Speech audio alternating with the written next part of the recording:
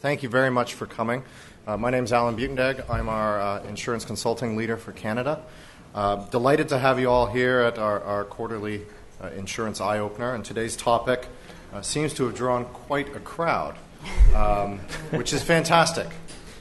Today we'll be talking about IFRS 4, and we've got a panel of speakers here who I'll briefly introduce. We've got Marco Fillion, who's a partner in our actuarial practice. We've got Leigh Chalmers, a partner in our audit and assurance practice, and Richard Gauthier, a partner in our actuarial practice focusing on property and casualty. So without too much introduction, I will get going because I know there's an awful lot to cover today in a pretty short time, and we do like to try and keep you guys on schedule.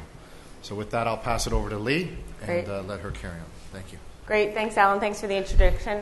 Good morning, everybody. Over the next, I think we have about 45 minutes now, what we want to do is give you an overview of what the current exposure draft states. Obviously, with 45 minutes, we don't have time to get into sort of details of the technical standard. So what we want to do is give you a bit of an overview of the model, what it's proposing, and then get right into the issues or challenges we're expecting that the Canadian insurance industry will face.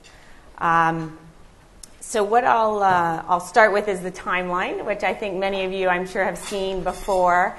And really I want to highlight here is obviously the exposure draft the IASB released was in June. The FASB issued a full exposure draft at the same time, while the IASB was a limited exposure draft. So we'll talk a little bit about that. Comment period right now is open until October 25th. A lot of people, I think, are skeptical about the standard coming into effect. We've been talking about it certainly in Canada since 2007. We know the IASB, though, has been working on this since 1997. So it's certainly been under development for a long time. But the reality is the IASB currently does not have a valuation standard. So the reality is they have to produce something. So I think we know it's coming. When they expect to release a final standard by the end of 2014, early 2015, and they've made it very clear that within 3 years of a standard being released is when it will be effective. So really, we're looking at 2018 or 19. Seems like a long way away, but the reality is they have said they believe it will take at least 3 years to implement. So we do believe it's probably important to start thinking about the impact today. The U.S., whether they'll adopt it or not, we're still unsure. The reality is they currently have a significant amount of guidance and standards, so they're in a little bit of a different position than the IASB. So I mentioned the IASB released a limited exposure draft, and really they're asking for questions on 5 key areas. These are the areas where there's been a fundamental change since the last exposure draft. So we'll get into each one of those because the reality is those are where the challenges or complexities are, so we'll be talking about each of those in detail. The other 2 comments they've asked for feedback on is where in the standard do you believe the benefits do not outweigh the costs? And also, are there areas within the standard where there's further clarification is needed? So they do expect you to obviously get through the full standard, provide feedback on everything, but overriding comments are the last 2, and obviously they want comments on these 5 areas that are open. So we will get into some of those. So quickly, this is the measurement model is complex, but I'm going to talk about it at a very high level. Very similar to what we do today. We have the probability weighted cash flows. We have our risk adjustment, which I think we're all used to today from a PFAT or margin perspective. And then we have a contractual service margin. So this previously was referred to as the residual margin. And if it's effectively your embedded profits within your book of business. And then the final component at the bottom there are they refer to as separated elements, or elements that are considered distinct revenue streams, where you need to take those and separate them and account for them separately from your insurance contracts. So definitely an area that adds complexity. So around surrender values, or other investment management services, potentially you may have to look at those and separate them out. Definitely more of an issue for a life industry, but certainly something the P&C industry would have to assess as well. So then we have the simplified approach, which obviously many of you in the P&C industry were pleased with, is it's not considered a separate model. The FASB has come out and said they believe these two models are two distinct models. The IASB has said you can use this approach where it produces a result that's a proxy to the building block approach. It also has stated that if you issue products that are less than 12 months, you clearly have the option of using this measurement model. So for those of you who write products that are less than 12 months, you can use this approach, not significantly different from what we do today. However, that's in the pre-claim period. So at the initial inception of your policy, you write a contract, you value your pre-claim liabilities, which will be similar to the unearned premium reserve today. However, for many of you who thought you had a buy, the reality is once a claim is reported, so we refer to that as the post-claim period, you do need to understand and use the building block approach. And that's the second column there on the side that has risk adjustment, probability-weighted cash flows, and separated elements. So once a claim is reported, you do need to use the building block approach valuation. You do need to use current market rates. We'll talk more about what that means. And then the only difference you'll see there is that it does not have a contractual service margin. So obviously once a claim is reported, you're not determining an embedded profit in your book. You're determining what are your probability-weighted cash flows, what's the risk adjustment associated with that. So for those of you who do write short-term contracts, you still have to pay attention here. So the implications for the Canadian industry, these are the sort of key areas we're going to focus on, and I'll let Marco sort of take away and talk a little bit more about the detail. Thanks, Leigh. So we'll start with probably the most controversial issue as far as the Canadian market is concerned anyway, which is the discount rate. The bad news is that the underlying principles behind how the discount rate will be set hasn't changed from 2010. It still needs to be reflecting the characteristics of the cash flows of the liability, and there's no link to the return of the assets supporting those liabilities. So no change there in this exposure draft.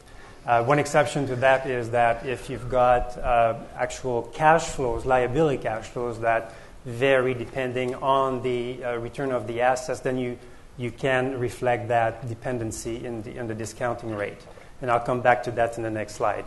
Also, which remain the same, is the fair value of a replicating portfolio can be used as the measurement for the liability. However, for long-term contracts, you'll be really challenged to find such a replicating portfolio because it needs to have the same characteristics of the risk of the cash flow. So very, very difficult to replicate that. Couple of changes, though, from 2010. The first one is that the method to calculate your discount rate is not prescribed anymore. In 2010, they referred to the discount rate as a risk-free plus a change for illiquidity. That's not specified that way anymore, and so that approach was used to would be referred as the bottom-up.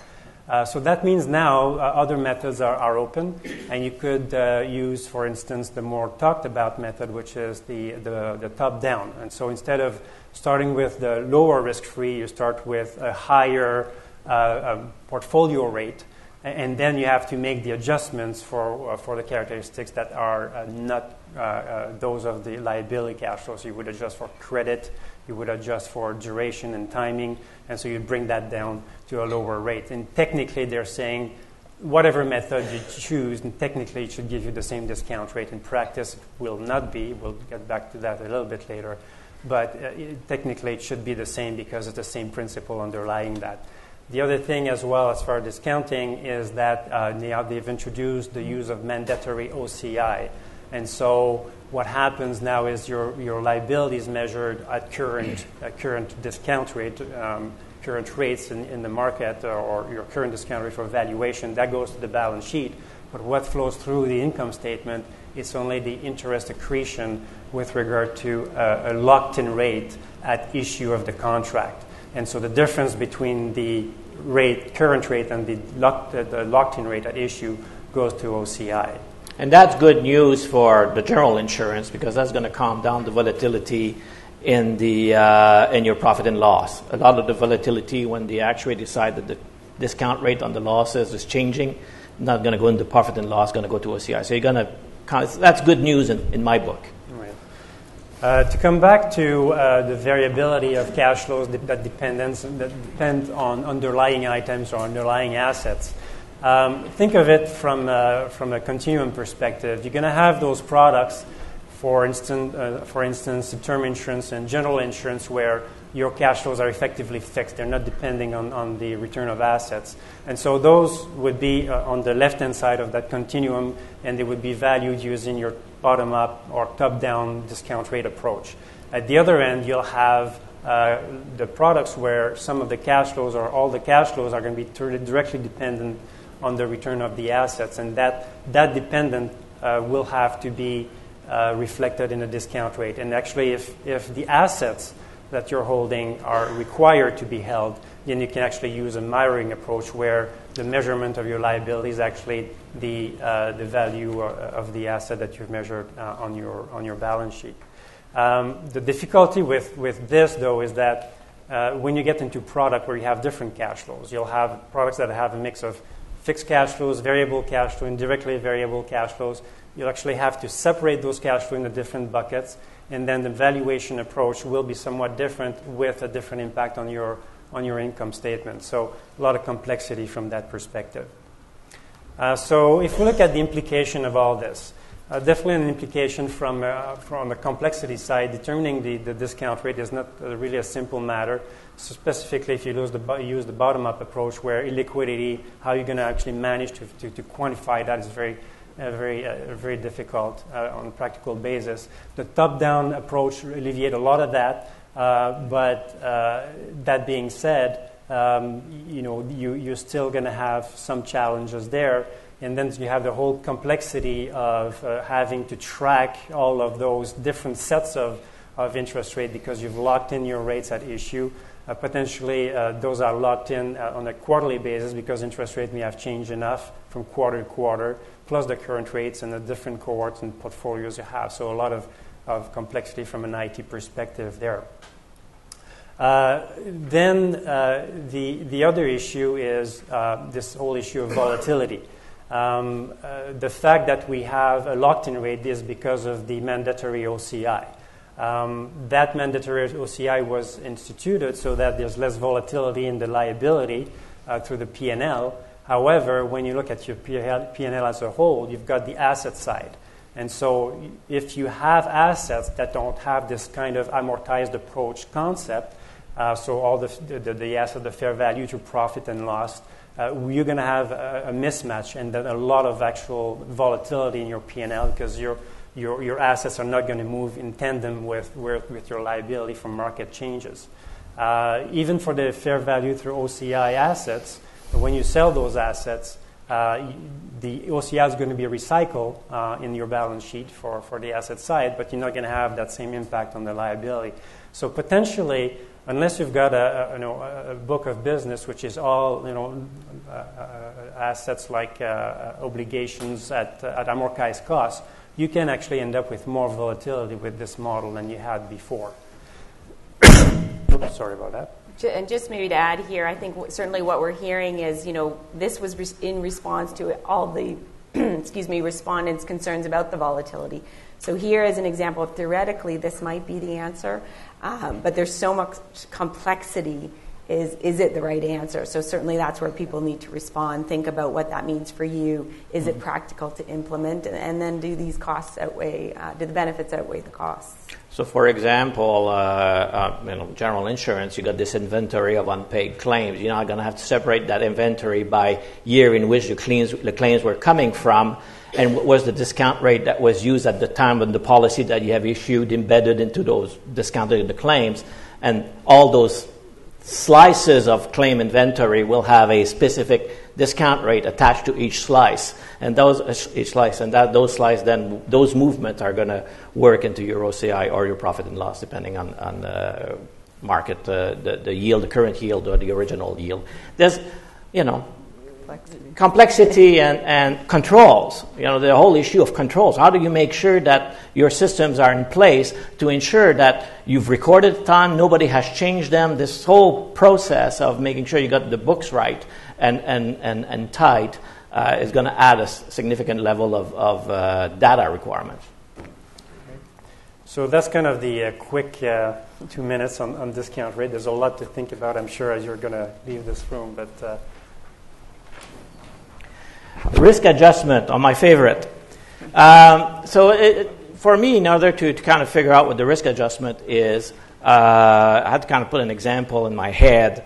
And really, the risk adjustment and the concept of this standard is if I have a choice between $1 a day every day for 20 years, or have a choice, or the choice to that is I have another instrument that gives me on average $1 a day, and on average every day.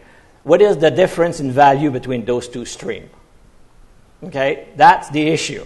Now, it's obviously going to be a difficult thing to quantify, but that's fundamentally what they're asking for. The risk margin is what would make me indifferent between this $1 a day on average versus that $1 a day for certain. So that's a little different thinking.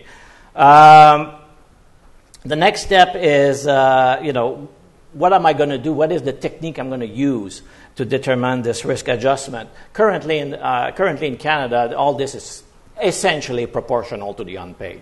We actually decide that it's 12% for BI Ontario, and it's all proportional to the unpaid. That doesn't mean that this is going to be proportional to the unpaid either.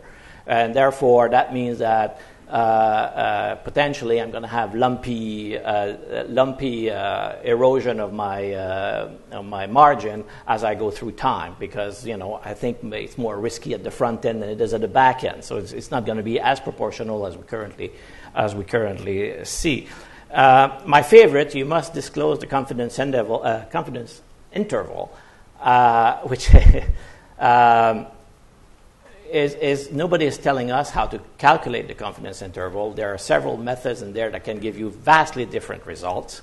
So the question will be, what does that mean? How do I do it? And I have to disclose that. So what is the value of that disclosure?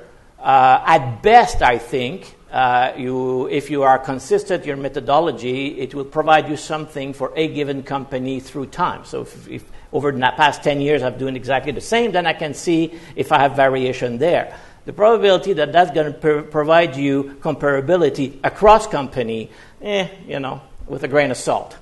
I would also add that there's the issue of applicability. Depending on the block of business and the line of business you are, you may decide that the best way to do your risk adjustment is through a cost of capital approach. Because you've decided that the confidence level is just not applicable or relevant. But still, you're going to have to disclose it. So effectively, you're disclosing something that, based on your book of business, is not relevant, just for sake of comparability. So that's going to be an issue for communication as well. So cost-benefit analysis, my view is things is too costly if the benefit is zero, no matter what it is. So that's kind of, for me, is an issue. From general insurance, it's, the straight development table within financial statement would give me a lot more information about level of confidence of my financial statement than anything else. I'm old school, what can I say? And I mentioned pattern of recognition of profit, because this may not be proportional, so we end up with something that is a little bit more lumpy. Implications, I think I spoke to every one of those as I went through the first slide, so on this I'll pass it on. I think I pressed the button. Yes, I did. Yes. All right, the contractual service margin. So this is the mechanism by which IFRS is not recognizing any profit at issue. So it's the present value of your future profit or the unamortized profit in your reserve. That is calculated at the portfolio level. A portfolio is a group of contracts that are managed together, they're priced similarly, and they have similar risk.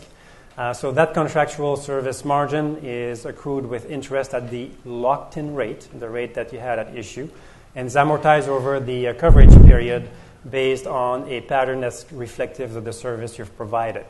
A couple of changes from 2010. In 2010, the contractual service margin was locked in at issue. So you calculate your amount, you set the amortization pattern, so you know for the next 40 years exactly how it's going to come through in your P&L. Now they've opened it up for changes in future expected cash flows or change in actuarial assumptions. So to the extent you have a change in actuarial assumption, it'll flow all through to the contract service margin. I'll come back to that. There's going to be a bit of an issue with regard to presentation on this or transparency.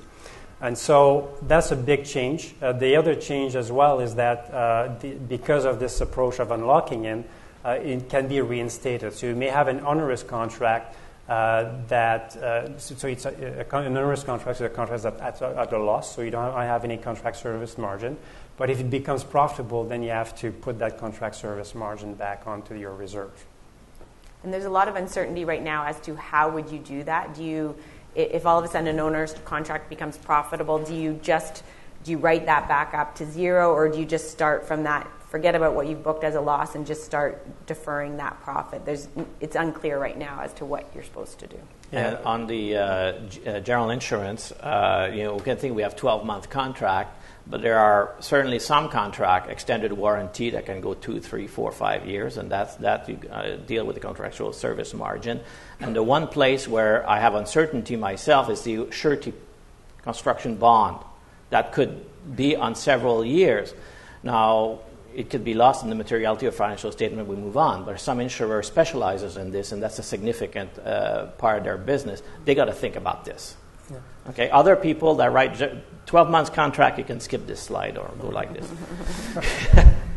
So the implication of all this, as far as the contractual service margin is concerned, so it is measured at the portfolio level. However, as I said, you have to accrue interest at the locked-in rate.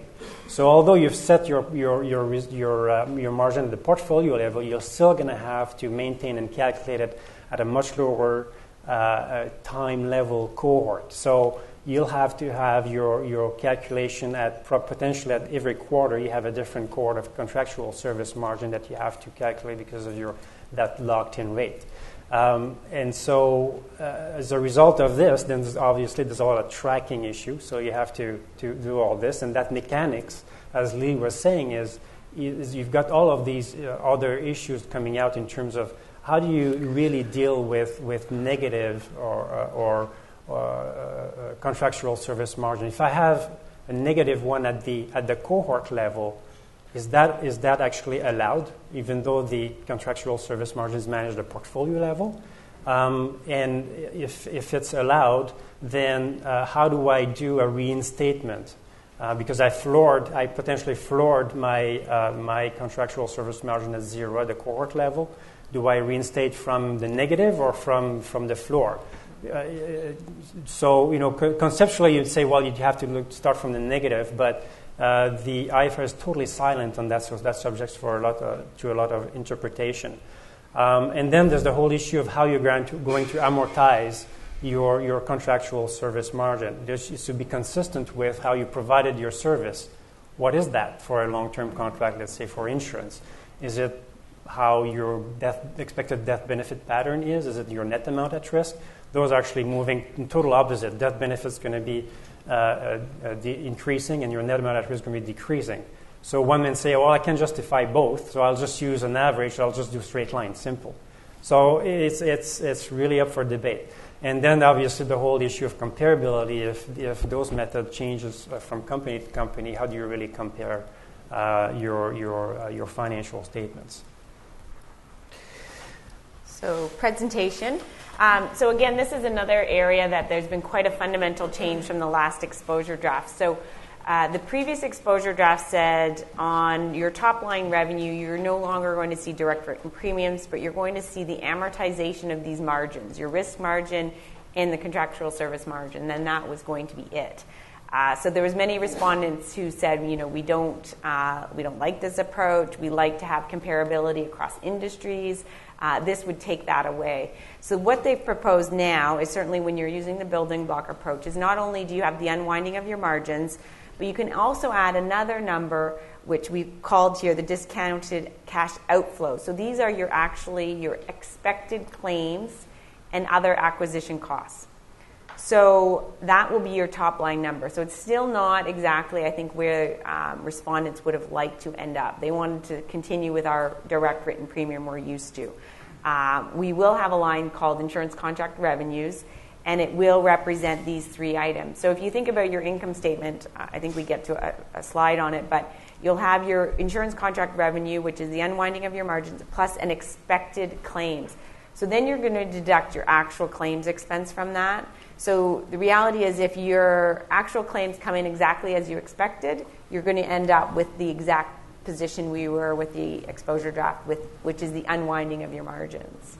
So a lot of people now are sort of saying they don't like this method. It's sort of somewhere in between the direct premium written and the unwinding of your margins. It's some sort of artificial number that we're not really used to. So it's definitely a big change in terms of how we look at our income statement. And the reason why that works, using your expected claims as revenue, is that now the income statement doesn't have a change in reserve line anymore.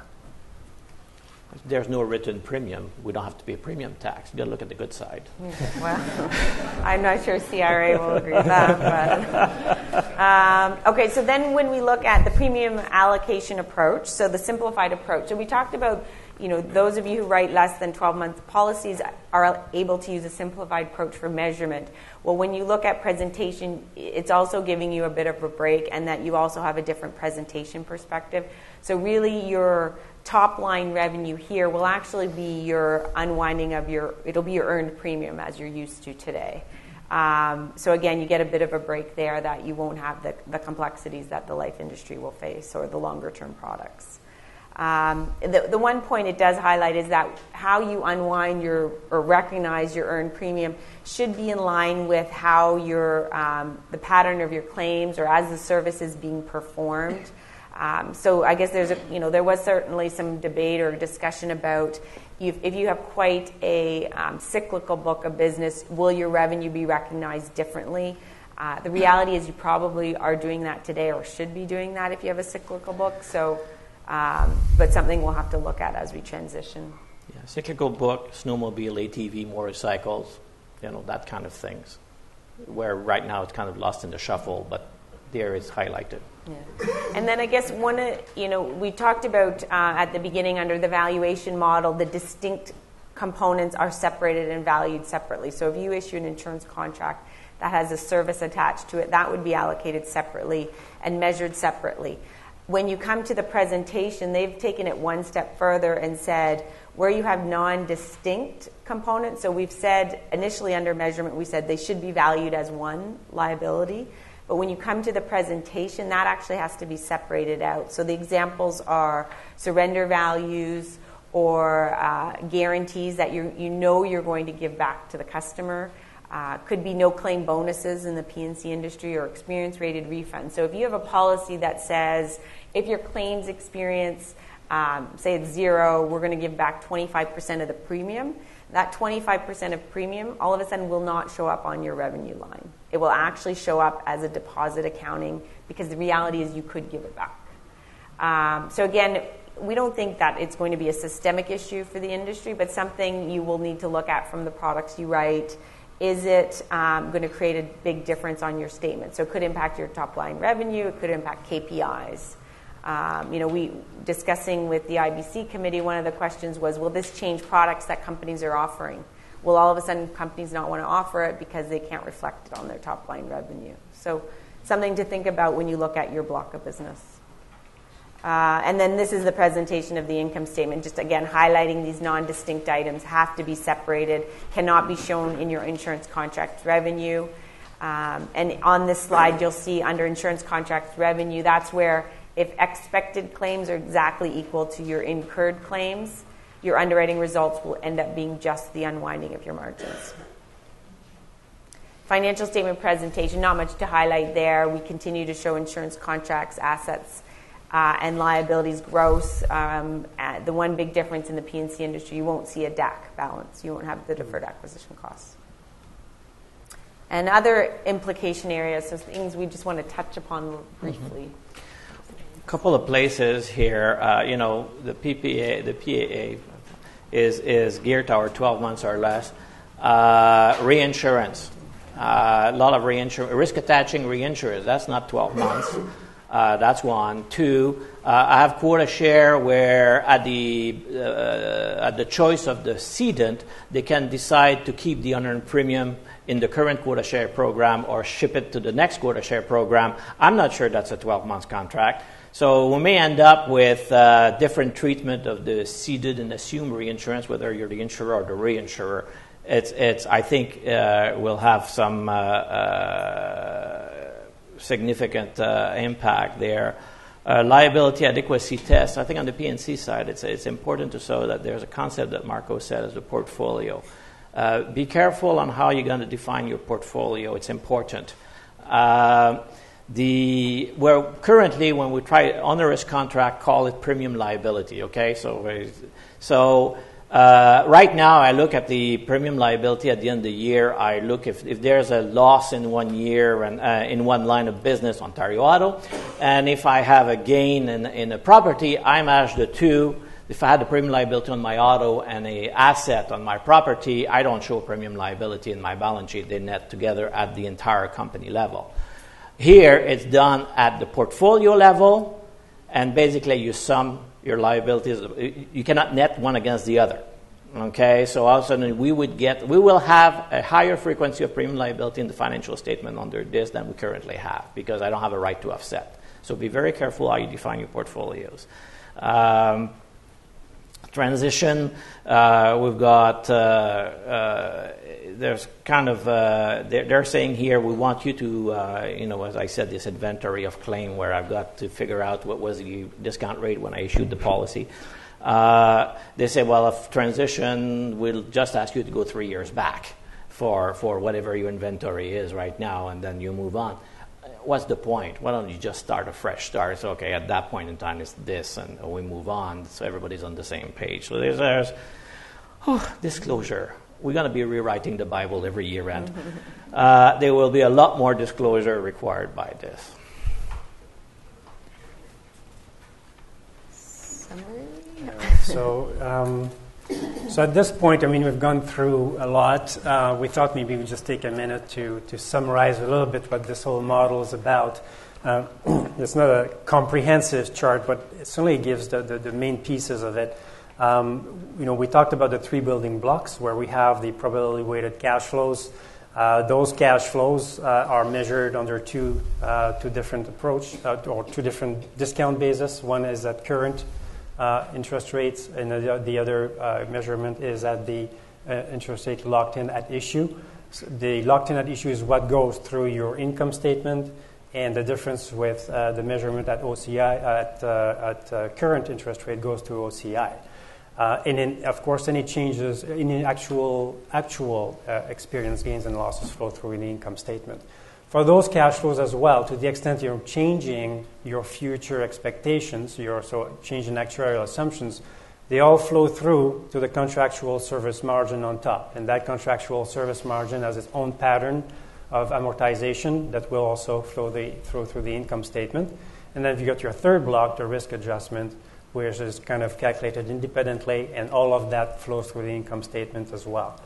And some of the nuances on that as well as some of these pieces, like contractual service margin, is going to be in your revenue line, which Leigh talked about. One thing that we don't have there, so it was getting a little cluttered, options and guarantees. Those are also evaluated separately and going all through the income statement. So this is the building block. To the extent that we're using a simplified approach, is the exact same chart. The only difference is that if you're in the coverage period, you're using the PAA, or the unearned premium effectively reserve. And so that, which is the big line, the big block on the left, all of that flows directly through the income statement. The issue here, and you got to make on the general insurance, put your heads around there. Is revenue recognition is one issue, measurement is the other. Okay, revenue recognition is the left box, the top box, and the right box. Okay, pro rata, we're done. Premium, that's revenue recognition. Okay, then we have measurement, call it valuation of unpaid claim liability because it's post-claim. Then you get into the normal box, the rest of this slide, okay, which is essentially the building block approach. So now that we've got a good understanding of the IFRS, we thought we'd give something a little bit more practical, very simple model. So just to highlight some of the things that are really changing through this approach. So we've done a little block of 10-year term insurance with some cash values and level annual premiums. And we're also making a change in assumption in year 2. And so let's look at how that looks. Won't bother about the dotted line versus full line for now. So we've got the lighter color line going down. So this is what's happening today. You're recognizing your revenue, which is your premium revenue. And so it starts high and goes down as your in-force business is maturing. If you look at what that revenue line looks like on an IFRS basis, well, it's the total opposites, the darker line going up. So what that line is composed of is the amortization of your contract service margin. You've got the unwinding, the release of the risk adjustment, and then you've got the expected claims and expenses. So that expected claims and expenses is something that goes up over time, effectively because you've got higher expectation of those happening as your in-force business matures. So a very different paradigm here. Looking at the net income, again, the lighter line is today under column, and the darker line is under IFRS. The dotted line is where we started at time of issue. That's what we were expecting. And then what happens in year 2 is we're making a change in assumption. So under the lighter line is current approach. You'll see all of the net income coming through. You go from about $90,000 to $750,000. All of that flows through right through your income statement. We're used to see that. Under IFRS, your net income barely changes. The reason there was a small change here is that there was a gain in the experience in our model, but all of the change in the reserve actually, the change in your cash flow actually goes through the contract service margin. It's all offset there. So you have effectively not change your net income. Currently, it's all going to flow through into the future. So significant change as far as how you're going to look at your financial statement and explain it. In fact, if you look at that, those a good time to look at the implications for the industry on this. Significant change in measurement of your liability, in your revenue, in your profit, in terms of amount, in terms of timing, in terms of volatility as well. We're not going to front-end profit anymore. You're going to have a whole lot more volatility potentially if your asset side of the, and this is really, my comments, I should backtrack, they're really from a long-term business perspective. So the volatility there is going to be much higher if you don't have assets that are matching this amortized approach on the liability side. It could actually be more volatile than you have today. And also the transparency is not going to be obvious. You're going to have to go through the notes. Think about this. So I am making an assumption change that is unfavorable, huge increase in your expected cash flows. But what I'm going to do is, if my contract service margin is going to potentially large enough to absorb all of this, it's going to go there, and your total reserve is actually not changing. So you've got a major change in assumption that's unfavorable. Your balance sheet is not changing. You're not seeing it through your income statement because it hasn't been amortized yet. So you've got all of that bad news coming in the future that's not showing. You'll have to go through the note and understand that. So the transparency is not as obvious there. And the one thing to point out, too, is that this is quite different than how we account for any other significant estimates in our financial statements. Obviously, you have new information. You would reflect it immediately in your statements. That's certainly what we've been doing today on the life industry, where we've had mortality improvements, interest rate changes. It all goes through today. So what you know is just it creates a lot of lumpiness. This will smooth it out. But the question is, does that create better information? Mm-hmm. So there's a lot of complexity here. I mean, on the actuarial side, there's a lot of complexity that we do today, but this is different complexity. So you'll have, that's going to put a lot of strain when you get into implementation on your actuarial resources, IT, in fact, all resources involved in financial reporting. But more importantly, the whole message of this is that it really changes, it's a fundamental change how you manage your business. It's going to have significant impact on your KPIs, on product design, what product line you want to be in potentially as well. There's going to be a lot of education to be done at all levels, boards, executive management, the investment industry. So a lot to be done. But actually, one thing that's not on this slide that I should also highlight, and Richard talked about this, is transition. You should really not discount the impact of transition. So for the long-term business, you're going to have to go back. The 3-year that Richard was referring about was how interest rate will be set, but you actually have to go back to the inception of your coverage to actually calculate your reserve on transition. Huge effort for your in-force business, and then think about the potential implication on the financial level. All of the let's say if you've got a long-term contract, again, and you've been releasing profits over time on a PV basis because you've changed your assumptions that have been getting better year after year after year. Now you're going to have to put all that back into contract service margin, into your reserve at transition. So on top of that, you're going to have a discount rate that's going to be much lower as well, potentially. And so that could have a significant impact on your capital level too.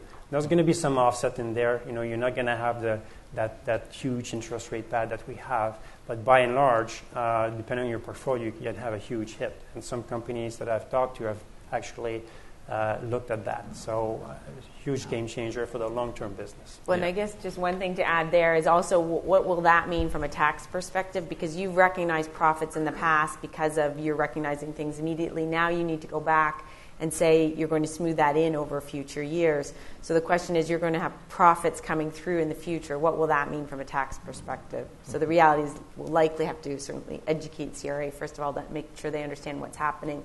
But again, you're probably going to have track this separately and have two separate books from tax and accounting. On the general insurance side, the building has shaken but hasn't fallen. These will require much more tracking, a lot more discipline around the documentation of policy that you've issued, when you've issued them. You need to, that will be significant. You also probably need to do several valuation every year because you're going to have to do a valuation at your locked-in rate, then you have to make a valuation at your current rates, and then you got to look at your confidence interval. So there will be more work, but it's not a fundamental shift from what we're currently doing. The principles are more or less in line. So it's not as much as a game changer as it is for life or the long-term contract. There are some insurers that are going to be significantly impacted. The bond, and I mentioned the boiler and machinery, where a lot of the premium is inspection. You may want to think that one through, and the warranty. So some of the less mainstream business are going to be much more impacted than the mainstream business. Great. So what are the next steps? We mentioned the comment period is ending at the end of October 25th. So I think it's important to sort of voice your concerns, understand what it will be meaning, what it means to you. And I think the reality is the standard is coming. We can't continue to hope and pray that it doesn't come. But so again, think about where the costs are significant, where the complexities are significant. I think a lot of these changes theoretically are probably, a great approach. Some we would disagree with, some we would agree with. But the reality is, do the complexities, are they enough to outweigh, or the benefits outweigh enough to outweigh the costs? As I said, the IASB does need to issue a standard, so it's coming. So it's important for you to understand the impact on your business, on your products. How does this impact and interrelate with other projects you currently have on the go? whether it's ORSA, whether it's all the work you're doing around corporate governance. Obviously, we have changes to the capital requirements that are coming. So there's a lot of moving parts, and just to try to understand how they all interact is important. So it's we've had sort of 40, 45 minutes, a lot of details covered. Obviously, what we're contemplating, and if there's interest, is holding more of a workshop type approach, a half-a-day session. So if that is something you're interested in, let us know, and we'd be happy to organize something. So hopefully you found this useful. Thanks very much. I'd like to open the floor to questions. We're trying our best to keep everybody on time, but I'm sure there was an awful lot to cover. So questions for the panel? Yeah, right there. Here. I have two questions. I'll start with the first one. Is some sort of related. You were saying that you thought that there'd be a higher volatility of earnings. That's what I interpreted. But when I look at the slide you talked about net earned income, so here with the funny company, that seemed to imply that the current system was much more volatile than the new system. Yep. What's going on there? Yeah, so what we're showing there is obviously a very simple answer as example where the asset is actually much more in line with how the liability is calculated. So we got an amortized cost asset effectively, so you don't have that volatility. So the volatility we're talking about is not in the reserve movement itself, because the mandatory OCI makes the income statement actually quite stable. Especially to the contract service margin as well, because it defers profits over time. We're talking about if you've got assets that are not following that principal amortization, then in economic times where you've got more volatility even in interest rates, then you won't have that match going on. So if you've got derivatives options on the asset side, they will fluctuate quite a bit, and you won't have that on the liability side. If you've got the fair value to profit and loss type of assets backing your liabilities, then you won't have that. You won't have that match, and you'll have volatility coming through as well. So the asset side of the balance sheet is very important in determining how volatile your whole balance sheet can come. You had a second question? Yeah, so my second question is completely different. You're talking about OCI. Sorry. You're talking about OCI and how it was a theoretical response, I think is the words you used. I'm interested to know, and then on your last slide you said the next steps are to get back to the IASB on what you think. I'm interested to know what your firm's view is and response will be around that OCI issue. Yeah. I can answer that one. Yeah, Do you have the answer to that? Yeah, well, we have, so internationally, the firm globally, we're taking one position. So we do have, and I'm on that committee as well, International Insurance Accounting Group that we have. So our view will be one view. We're actually working through that process. We haven't firmed up our decisions, our comments specifically with regard to any of those specific issues. OCI, by and large, is not our approach. May be that we're going to say in our comment letter that at a minimum, if you're going there, make it optional as opposed to mandatory, because you really need to look at the asset side. But I think your question was OCI specifically, so I will leave it at that. You'll have to wait and see. Other questions? Yes.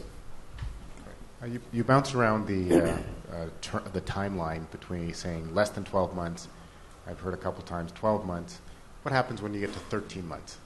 How's that distinction, and do you have to create a separation if you have a 14-month policy versus a 12-month policy? Yeah, I'll say, and then you can tag on, Richard. So the principle is really about the fact that the model is the building block approach.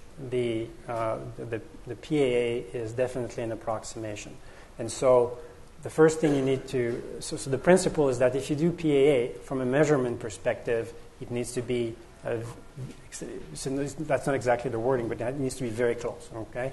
And it needs to match also in terms of expected release of that reserve from a risk perspective. And so if you get to 13 months, that's probably not going to be an issue because it's, they all agreed that this is why you got it in the IFRS. 12 months, they said de facto if you're 12 months, by and large, you're not going to have any issue from that perspective. It's not really material, even if you have some fluctuation, although there's exceptions. So go ahead. So 13 months is not really an issue from that perspective.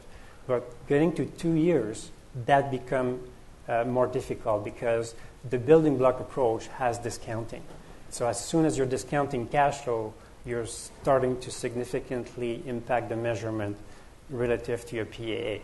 So it's not going to be something very, very easy to do. But I think the reality is you have to demonstrate that, if it's a proxy to the BBA, then you can use it. So they did say 12 months. You don't even have to do the test to compare. But beyond that, you need to say and demonstrate that it is a reasonable proxy. So. And that test will vary if you have a 15% interest rate. That test may not be valid. At 2%, it might be. Have fun. I hear the bells behind me. So we're just up on 9 o'clock. I think maybe I'll give us one more question, but our panel will be available afterwards if you wanted to catch up with them one-on-one. Is there one last question? Yeah.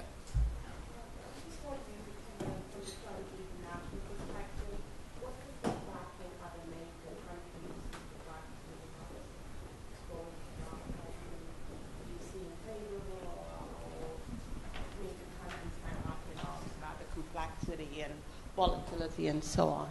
Right. So I think the question is, what do we see in other countries? Sorry.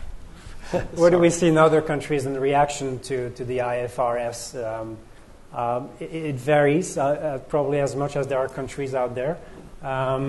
If you look at, I'll come back to the United States. It's a very different issue there because they're not on the IASB, they're on the FASB timeline. In Europe, there's certainly some concerns, and within Europe, depending on which country you're going, they have different products as well, different realities, and they have some concerns differently as well. Are the issues the same though? No, they're not. Certainly the discounting is the bigger issue in North America because of our long-term products. When we say long-term here, we do mean long-term, 40, 50, 60 years. In Europe, they don't have those type of long-term products, so the impact of discounting is not the same for them.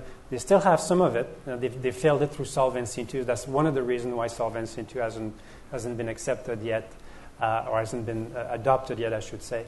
But their issues could be different. Some par insurance is an issue in some areas, Germany. So, it's not like the other countries are saying, oh, this is perfect, let's go ahead. There's a lot of other issues being discussed as well. Japan has long-term contracts similar to us, and so that there are issues there too. So it's not going to be something easy for many of the other jurisdictions.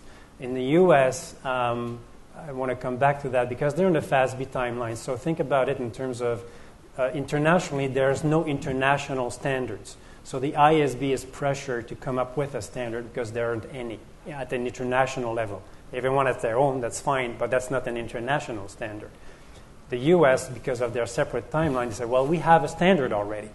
So, our pressure to adopt FASB is not as much. And so to the point where now they're even debating, well, we adopt the FASB proposal or just use the current US GAAP with some tweaks to it. So a very different concept. Having said that, when they look at the FASB proposal, they also have certain issues, not always the same. The discount rate could be. The volatility in earnings also could be one of the issues that we see as well. Some companies have started modeling. But by and large, I think that the short answer is that it's not a slam dunk adoption anywhere. Thank you. With that, we will let you go. Everybody will have received a comment or a feedback card. I really would appreciate you filling that out. And you'll notice we added a question at the bottom. As Leigh mentioned, we are looking at providing a half-day detailed session on this topic. So please indicate whether that's something that would be of interest, which will help us with organization. So our panel will be around. Thank you very much for joining us, and we look forward to seeing you at the next event.